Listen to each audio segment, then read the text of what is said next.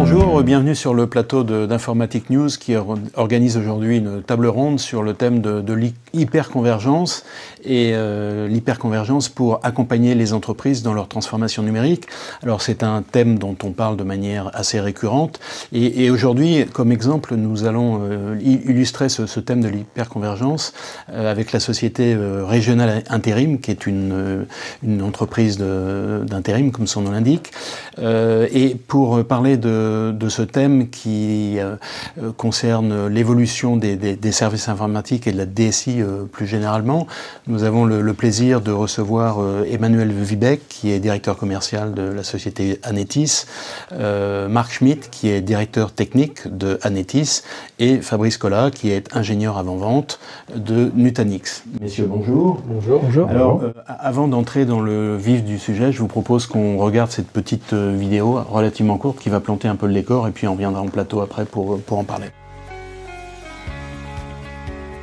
Béatrice Caillibaud, directrice générale du groupe Régional Intérim Air Intérim. Marc Poulain est le PDG fondateur, une entreprise qui a été créée en 2002. Aujourd'hui, actuellement, elle compte 65 agences avec une projection à la fin de l'année à 70 agences et 220 permanents. Et en fin 2018, on a clôturé l'exercice avec 130 millions d'euros de chiffre d'affaires. Régional Intérim, son cœur de métier donc reste le travail temporaire et nous n'avions pas la volonté en fait d'intégrer un service informatique en interne. C'est pour ça que nous avons été à la recherche en fait d'une société, d'un partenaire pour nous accompagner dans notre développement, dans la croissance de l'entreprise et nous avons rencontré la société donc Anetis pour à la fois répondre à notre besoin informatique mais également nous avions un besoin humain pour accompagner nos collaborateurs dans leur quotidien. Anetis a répondu sur deux points en fait, pour nous accompagner, à la fois sur l'infrastructure en nous proposant donc, un outil Nutanix qui nous a permis en fait, de sécuriser nos données, d'optimiser notre système d'information et d'autre part en fait, de nous proposer des moyens humains, c'est-à-dire de nous accompagner 3 jours par semaine à l'aide en fait, d'un ingénieur pour répondre à nos besoins quotidiens. Anetis a déployé en fait une équipe d'experts qui ont travaillé sur cette mise en place de ce nouveau système informatique tout en tenant compte de nos contraintes. Et donc Anetis a su s'adapter en fait à ces impératifs et ça n'a eu aucun impact en fait, négatif en fait, sur notre fonctionnement. La solution concernée touche 220 collaborateurs donc permanents, dont 20 qui sont situés sur le siège social et 200 qui sont en site déporté dans des agences. Anetis a refondu donc l'ensemble de l'infrastructure, des données et des applications. Le choix technologique retenu a répondu à nos attentes, notamment ça nous a permis en fait de gagner du temps, de gagner en efficacité dans l'ensemble de nos agences et aujourd'hui on a conserver cette stratégie de manière à ne pas internaliser en fait les compétences informatiques et de faire confiance à Anetis qui va continuer à nous accompagner pour nos agences. Aujourd'hui, évidemment, j'ai envie de recommander donc Anetis parce que c'est un partenaire fiable, présent et qui sait aussi, bien entendu, nous faire preuve de conseil pour notre accompagnement de chaque jour et surtout le développement donc, du groupe.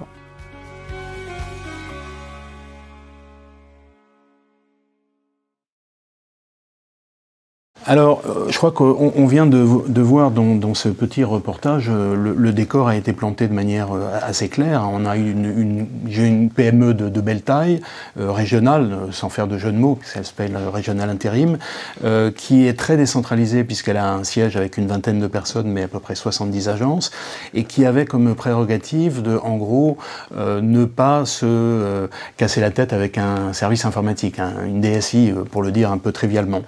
Alors ça c'est le décor et vous donc Anetis, vous êtes le partenaire de cette entreprise. Alors est-ce que vous pouvez, je dirais, présenter un peu qui vous êtes, Anetis en tant que partenaire de Régional Intérim et puis nous donner un peu plus d'éléments qui permettraient de mieux comprendre ces besoins de cette PME dont l'autre élément est qu'elle est en forte croissance et ça c'est un élément important qui servira dans la discussion. Tout à fait. Donc effectivement, Anetis est un groupe français détenu par est piloté par ses actionnaires majoritaires. Nous comptons 75 collaborateurs répartis sur 6 agences régionales. Depuis l'origine, nous avons une activité très centrée sur ce qu'on appelle le Digital Workspace et nous avons intégré tous les concepts d'agilité, tous les concepts on va dire cloud et data center qui ont été emmenés par le marché de la virtualisation. Donc nous intervenons aujourd'hui sur tout ce qui va participer à la mise en place d'un environnement de travail, donc fourniture d'environnement, de points d'accès au système d'information de l'ensemble des collaborateurs. Bien entendu, la fourniture de services applicatifs, en prenant en compte toute la partie également transport, bien sûr, au niveau réseau, et sécurité, bien entendu. Toute la partie également data center et cloud, pour arriver aux objectifs de nos clients.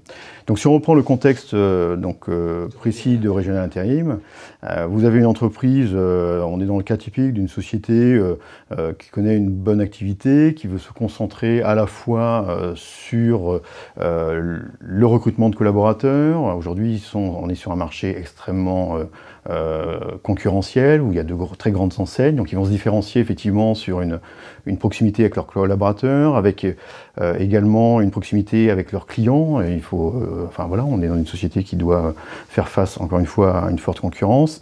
Et puis bien entendu la partie intérimaire, puisque les intérimaires sont très recherchés, très challengés également sur le terrain. Donc cette entreprise a fait le choix véritablement de se concentrer et d'externaliser son système d'information. Et comme le dit très bien Madame Caillebout, c'est de trouver un partenaire qui puisse à la fois comprendre les problématiques, les analyser, trouver des solutions en couvrant tous les besoins d'un service informatique et pour pouvoir en termes de sécurité, disponibilité, volatilité, mais également être attentif également aux besoins et ne pas être un frein. D'accord. Alors vous êtes partenaire en fait de Régional Intérim depuis ce projet, vous l'étiez précédemment? Alors on l'était précédemment, on avait hérité d'une situation qui était, bon, voilà, qui était ce qu'elle était, mais l'entreprise était aussi en pleine évolution, donc on avait stabilisé, on avait déjà accompagné l'évolution de l'entreprise. Et à un moment donné, donc, il y avait une phase de renouvellement classique de l'infrastructure qui nous a amené à poser effectivement, à recruter et à sélectionner une infrastructure. Alors justement, donc, je passe à vous, Marc Schmitt, on va rentrer un petit peu dans la technique. En fait, donc c'est un renouvellement, je dirais, relativement classique d'infrastructure informatique, et on est passé d'une infrastructure traditionnelle, si je puis dire, des serveurs avec des disques, enfin des choses qui correspondaient à une époque, mais qui aujourd'hui est un peu dépassée, vers quelque chose, on a parlé en introduction d'hyperconvergence. Est-ce que finalement ce choix s'est imposé de lui-même, ou est-ce qu'il y avait différentes options qui étaient sur la table? Alors il y a toujours plusieurs options, en informatique, il y a une multitude de solutions pour répondre à un besoin, c'est ce qui est un petit peu compliqué à gérer aujourd'hui. Ce qu'il faut garder à l'esprit dans notre approche, et elle est partagée par le client, c'est qu'aujourd'hui on doit donner accès à un workspace, alors un espace de travail utilisateur, en français, qui est composé de quoi? Ça a été dit dans le reportage, d'applications, de fichiers. Il y a une infrastructure sous-jacente, forcément, qui est là, qu'on ne voit pas forcément, et tant mieux, du réseau. D'accord? Et la clé de tout ça, c'est de fournir des espaces de travail, un workspace, qui aura 4 caractéristiques principales. Sécurisé, donc ça c'est aujourd'hui sécurité d'accès, etc. On est d'accord? C'est le sujet majeur du moment. Donc espace de travail sécurisé, performant. Aujourd'hui, les utilisateurs sont en attente de performance parce qu'ils ne comprennent pas que ça marche plus vite à la maison que ce qu'ils ont en entreprise. Automatisé. Effectivement, il faut déployer des nouvelles applications, des accès, on doit ouvrir un nouveau service, une nouvelle agence, une campagne de communication. Voilà, il faut automatiser tout ça, il ne faut pas passer une semaine à déployer de nouveaux serveurs, c'est plus possible aujourd'hui. Et il faut avoir de la visibilité, ce qu'on appelle l'analytics. Aujourd'hui, notre vision, notamment chez Anetis, c'est de fournir des espaces de travail qui ont ces 4 caractéristiques. C'est ce qui nous a guidés chez Régional Intérim pour justement bâtir une solution qui répondra à ces critères. Et par rapport à leur contexte, leurs besoins, leurs usages, c'est naturellement l'hyperconvergence, notamment avec la partie technologie Nutanix, qui, selon nous, répondait au mieux aux besoins du client, à la fois sur les aspects techniques, technologiques et également financiers. Alors, sachant que dans le reportage, on voit bien, il y a à la fois la fourniture technique, si je puis dire, mais il y a aussi l'accompagnement humain. C'est-à-dire qu'en gros, vous avez aussi des spécialistes qui ont aidé Régional Intérim à sauter le pas, si je puis dire. Alors ça, c'est la clé effectivement du succès du projet. Hein. C'est les hommes, c'est les experts passionnés de ces technologies-là, parce qu'effectivement, faire un projet technique pour la technique, c'est bien, mais c'est pas suffisant. Il y a un accompagnement pour rassurer. C'est comme la virtualisation il y a une quinzaine d'années. Les gens regardaient ça un peu, mais être sûr, ça va marcher comme avant. L'hyperconvergence, on vit la même chose. On a rassemblé des technologies, on a optimisé beaucoup de choses, mais il y a toujours un peu une inquiétude. Et c'est là où nos experts doivent rassurer le client que c'est adapté à leurs besoins. C'est un petit peu différent par rapport à ce qu'ils connaissaient avant. C'est mieux, c'est beaucoup plus adapté, et surtout, ils ont une communauté d'experts qui les accompagne. C'est là où, effectivement, à Netis, on est particulier, puisque 85% de nos effectifs, c'est des experts techniques qui vont accompagner le client sur son besoin d'infrastructure, mais ce qu'il faut oublier, c'est qu'il y a des applications, des méthodes d'accès, il y a des usages, et on va les accompagner également sur ce volet-là. C'est ça qui les a rassurés. Alors, justement, la transition est assez naturelle, Fabrice Collat. En fait, on ne va pas vous demander de nous refaire un cours sur l'hyperconvergence, mais peut-être nous rappeler le ou les deux principes majeurs de cette architecture. Et surtout, en fait, d'après ce qui vient d'être dit, on a un peu l'impression, comme on est dans un environnement technologique très avancé, que ça va être, ce seront des infrastructures qui sont réservées aux grandes entreprises. Or là, en l'occurrence, on est face à une PME qui n'a pas des moyens, bon, qui est accompagnée par un partenaire, mais qui n'a pas des moyens informatiques démesurés. Donc, est-ce que vous pouvez nous dire quelque chose là-dessus? L'avantage de l'hyperconvergence, c'est que ça permet de commencer petit et de répondre réellement aux besoins du client, sans dimensionner comme on pouvait l'avoir dans le passé sur des infrastructures j'appelle legacy, donc 3 tiers avec du stockage, des serveurs, de dimensionner une infrastructure qui, pour le besoin actuel, mais les évolutions futures. L'avantage de l'hyperconvergence, c'est de commencer petit et de grossir en fonction des besoins et de manière très très simple sur ces sujets-là, quoi. Oui, mais alors justement, donc on comprend bien cette notion d'évolutivité, hein, de grossir en fonction des besoins de l'entreprise, donc ça correspond assez bien à ce dont a besoin Régional Intérim, puisque c'est une entreprise à croissance relativement forte. Mais sur l'aspect complexité, simplicité, comment vous répondez à ce dilemme? Justement, dans le principe de l'hyperconvergence, tout ce qui était complexité qu'on pouvait connaître dans des infrastructures legacy n'existe plus, puisque l'infrastructure, l'hyperconvergence, notamment la brique Nutanix, c'est une brique complètement software et qui repose sur du matériel x86 complètement banalisé, où on a du computer, de la CPU et de la RAM et du disque. Et c'est des boîtiers qu'on va superposer les uns aux autres. Donc cette complexité qu'on pouvait avoir d'un point de vue expertise technique à gérer la partie stockage, la partie virtualisation, tout ça est tout mis dans une boîte avec une interface relativement simple à utiliser. On a besoin beaucoup moins d'experts dans chacun des domaines. Un seul expert va pouvoir tout gérer.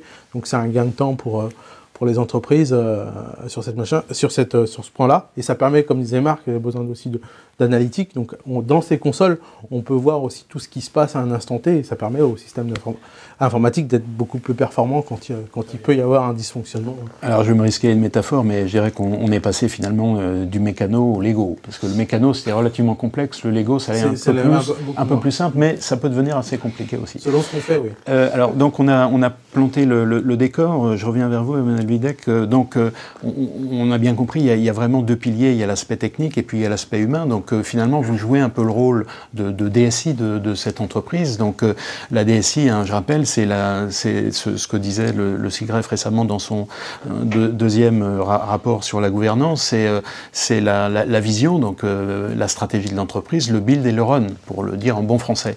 Donc ça veut dire qu'il faut que vous accompagniez cette entreprise sur ces trois volets, et en particulier donner une vision qui correspond bien à l'évolution des besoins de cette entreprise. Comment ça fonctionne quand on est finalement à l'extérieur et qu'on n'a peut-être pas une compréhension aussi fine que si on était à l'intérieur de l'entreprise? Alors ça, c'est effectivement une relation extrêmement intéressante, parce que la vision, en fin de compte, la DSI, effectivement, ne met qu'en application la vision de la direction de l'entreprise. On laisse la direction générale, Madame Caillebout, Marc Poulain, qui est le PDG, nous donner les orientations. nous faisons un métier, nous, d'intégrateur, donc on est attentif, on écoute nos clients et au travers des problématiques, des besoins, on vient apporter des solutions. Aujourd'hui, la relation que l'on a mis en place effectivement avec le régional intérim, elle est double, bien entendu. Elle est effectivement le build, comme vous le disiez. Donc la vision, on la met en application, mais nous, on est en conseil. On construit en fonction des besoins. Donc là, on avait des projets de transformation du data center, mais on les accompagne également. On recrute avec eux, enfin, ou en tout cas, on participe en tant que partenaire d'infrastructure à leur recrutement d'unités fonctionnelles qui répondent à des problématiques, des besoins des métiers, mais également sur un aspect réglementaire. Donc c'est une société qui a un portfolio applicatif relativement conséquent. On est quand même dans une société du tertiaire, donc avec des collaborateurs qui sont sans cesse connectés. Donc nous, on est attentifs, on fait un rôle d'urbaniste. Et puis après, le run, comme vous l'expliquiez tout à l'heure, et comme on l'a vu dans la vidéo, on a mis en place à la fois, alors ce qui est intéressant parce qu'on est dans des architectures, avec Nutanix souvent on dit des architectures transparentes, mais là, quand je vois le témoignage de Béatrice Caïbo, on est également sur quelque chose peut-être d'exploitation un peu transparente, c'est dans le sens où on voit notre collègue qui est présent sur site, mais bien entendu on a une présence au quotidien, on a des consultants qui vont regarder les métriques, surveiller et pouvoir analyser pour être prédictible et conseiller le client dans ses évolutions.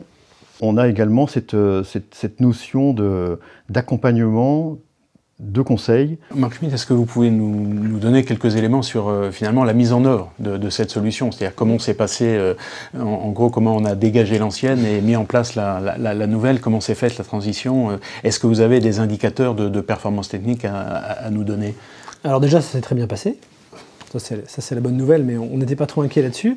Alors, avant d'entrer dans le détail, il faut avoir deux éléments clés en tête. C'est des contraintes, enfin des particularités de Régional Intérim.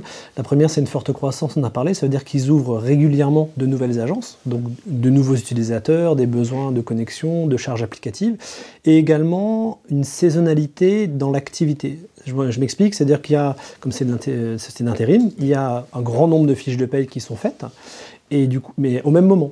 Donc il y a un pic de charge sur le système d'information en fin de mois, où ça dépend exactement quand c'est fait en fonction des périodes. Donc il y a un pic d'activité et l'infrastructure doit pouvoir y répondre. Et après, une fois que les fiches de paye sont faites, ça se calme de nouveau. Donc on avait ces deux inputs à prendre en compte dans la construction de l'infrastructure. Donc on les a pris en compte. C'est l'avantage de la solution Nutanix, c'est la prédictibilité de la performance. C'est-à-dire qu'on a un nombre de boîtes, comme le disait Fabrice, données pour une certaine puissance. Je ne rentrerai pas dans le détail, c'est pas forcément intéressant, mais on sait que tant de boîtes, ça fait tant de puissance. Et si on rajoute des boîtes, on a une courbe qui reste linéaire. Ça, c'est la grosse nouveauté par rapport aux infrastructures traditionnelles, legacy ou héritées en français, où on n'avait pas cette linéarité, parce que ça dépendait du nombre de disques, du modèle de disque. Là, on ne se pose pas la question. S'il y a 10 nouvelles agences, on rajoute une boîte, deux boîtes, trois boîtes, enfin voilà. On a les métriques dès le départ, et ça rassure également le client. Donc dans la mise en œuvre concrète, bien sûr, il y avait la phase d'analyse de l'existant, conception de l'architecture cible, très classique. Ensuite, on a monté en place le cluster, comme on l'appelle, le cluster Nutanix, donc l'ensemble des nœuds dans un environnement de gestion. Et on a tous les outils qui sont fournis par Nutanix pour migrer l'ensemble des machines virtuelles anciennes, si on a, ou provisionner des nouvelles. Donc ça, c'est la phase migration. Et après, la phase plus intéressante, c'est la phase d'optimisation, où on met en œuvre tous les mécanismes d'automatisation pour déployer de nouvelles machines. Parce qu'évidemment, il y avait un projet d'infrastructure, mais il y avait également un projet connexe d'infrastructure d'accès aux applications, de réorganisation, je dirais, de la couche système. Mais là où la solution Nutanix nous a apporté beaucoup de souplesse, c'est qu'en fait, dès qu'on devait déployer des nouveaux serveurs, on avait entre guillemets quelques boutons à appuyer dans l'interface de management, et on avait de nouvelles machines. Alors justement, juste quelques éléments. Combien de temps la migration, combien de temps l'optimisation et pour combien de personnes à peu près? Combien de personnes pour assurer ces opérations-là? Alors c'était une équipe de 2 à 3 personnes en fonction. Donc c'est très réduit. Voilà, c'est très réduit. C'est des projets. Sur une période de combien de temps? C'était sur une période de quelques mois. Alors bon, parce que ça s'est étalé en fonction de. Il fallait trouver des slots d'arrêt pour les applications. Après, je dirais si on accumulait en charge homme, on serait à quelques semaine de charge homme. Donc c'est très léger. C'est très léger au regard de l'impact et de l'envergure du projet. Parce que des refontes d'infrastructure, j'en ai mené quelques-unes dans ma courte carrière, mais c'est rarement aussi rapide. Et alors, donc on parlait d'outils pour opérer la migration. Est-ce que vous pouvez donner quelques éléments là-dessus? Qu'est-ce que vous proposez finalement, vous, Nutanix? La partie HCI est une brique chez Nutanix, c'est la pierre angulaire. Au-dessus, on vient on vient implémenter différents services en fonction des besoins du client.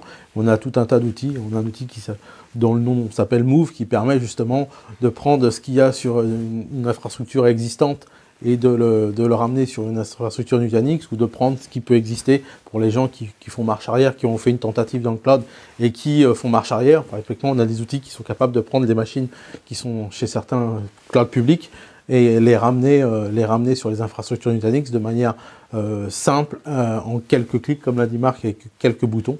Et est-ce que vous donnez à vos clients ou aux clients de vos clients des sortes d'abac pour leur dire, pour dimensionner un peu les projets, c'est-à-dire au vu de projets, vous êtes capable de dire, bah effectivement, la migration, vous avez telle et telle base de données, enfin, on a tous les éléments techniques qu'on connaît bien, ça va vous prendre tant de temps pour vous donner des indications de ce type? On peut donner des indications, après c'est plutôt le rôle de l'intégrateur de faire ces choses-là, parce que comme disait Marc, il faut prévoir, si on ramène tout concaténé, ça fait quelques semaines. Après, il faut prévoir toutes ces coupures pour basculer les applicatifs, sachant qu'avec les outils comme Move, dont j'ai cité, qui en est un, on peut planifier les choses, faire les migrations au fil de l'eau, et à un moment donné, quand on a planifié les coupures, on peut faire la bascule. Donc ça permet de réduire ces coupures et ces fenêtres de tir, donc un gain de temps en productivité aussi bien pour le client comme pour l'intégrateur qui peut se projeter facilement après sur... Très bien. Alors, donc, on a une bonne photographie de l'existant, on va essayer de se projeter un petit peu dans l'avenir. Alors, évidemment, comme vous l'avez indiqué, c'est la direction générale de l'entreprise qui décide ce qu'elle veut faire pour elle-même, mais est-ce que vous êtes force de proposition et au vu de votre bonne connaissance de la situation, vous êtes capable de dire, vous auriez la possibilité d'évoluer dans telle et telle direction? Est-ce que vous avez des choses assez concrètes dans ce domaine? Aujourd'hui, le projet qu'on a réalisé nous emmène dans une nouvelle ère, on va dire, pour le client. Donc, on va dire tous les champs de possibilités sont ouverts devant nous. C'est-à-dire que le client aujourd'hui, qu'il vienne avec un projet fonctionnel, on va pouvoir l'accompagner pour monter en puissance. S'il veut augmenter sa disponibilité, sa sécurité, on va pouvoir également, que ce soit sur du on-premise, que ce soit sur du cloud privé, public, enfin, on est sur des technologies qui nous ouvrent toute cette perspective-là.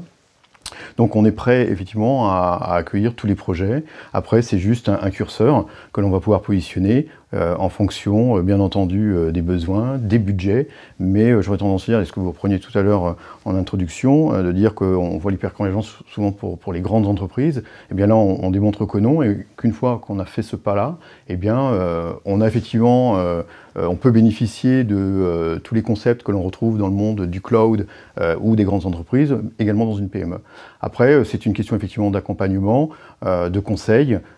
J'aurais tendance à dire que, en gros, on ne fait que notre travail de conseil et d'intégrateur, quoi. Alors, si on rentre un peu plus dans le détail technique, vous qui êtes directeur technique d'Anetis, donc je suppose que vous regardez un petit peu toutes les engrenages, parce que c'est ça ce qui vous intéresse. Est-ce qu'il y a des briques qui vous attirent particulièrement pour justement dans cette perspective d'évolution du système d'information? Alors il y en a plusieurs, beaucoup. Justement, Nutanix nous fournit beaucoup de choses de ce côté-là. Alors la première, je dirais, c'est sur la partie quelque part sécurité, plan de reprise d'activité. Donc aujourd'hui, l'architecture qui est en place, il y a 3 nœuds data center, d'accord, hébergés dans un data center qui est ailleurs, qui n'est pas chez Régional Intérim, mais qui reste dans une seule machine. L'idée, c'est de faire un disaster recovery dans le cloud, dans un cloud public, et justement, Nutanix fournit une fonctionnalité qui permet en quelque part de répliquer les machines virtuelles dans leur cloud, c'est pas un cloud, c'est leur cloud, et avec un simple bouton, simple clic, de basculer, d'activer le PRA dans leur cloud. Alors jusque-là, ok, rien d'exceptionnel, il y a plein d'acteurs qui le font, sauf que il y a toujours une problématique qu'on oublie, c'est la partie réseau. C'est-à-dire que le serveur, il a une adresse IP dans le réseau local, entre guillemets. On le met dans le cloud, 3/4 du temps, il faut faire de la reconfiguration, parce que dans un cloud public, on ne gère pas les IP comme on les gère chez soi. Ce qui n'est pas le cas avec Nutanix, on va pouvoir conserver l'adresse IP du serveur dans le cloud de Nutanix, et finalement, le serveur, c'est comme si on l'avait changé de salle. Donc ça, c'est quand même une révolution dans le sens où c'est fait très facilement et de manière agnostique par rapport à l'opérateur. Donc ça, c'est la grosse fonctionnalité qui va apporter beaucoup de souplesse pour faire un plan de reprise d'activité, qui est d'ailleurs obligatoire aujourd'hui par rapport à certaines contraintes réglementaires par rapport au RGPD. Hein. Le plan de reprise d'activité est un critère technique à mettre en œuvre, enfin un moyen technique pardon, à mettre en œuvre dans le cadre d'un RGPD. Donc les entreprises vont... Exactement, sinon on peut... Voilà, on peut à différents degrés, mais on peut être sanctionné parce qu'on n'a pas mis en œuvre ces mesures techniques. Et souvent, c'est complexe et il y a un fort impact budgétaire. Là, c'est une extension naturelle de la solution Nutanix. Donc ça, c'est une première chose qui est intéressante. Une autre, c'est l'aspect multi-cloud, dans le sens où aujourd'hui, beaucoup d'entreprises ont d'autres clouds, hein, Office 365, Google, AWS, Azure. Nutanix va fournir une solution qui permet d'avoir de la vision sur les coûts des différents clouds. Donc en gros, au travers d'une seule console, je vais savoir ce que me coûte l'ensemble des clouds que j'exploite.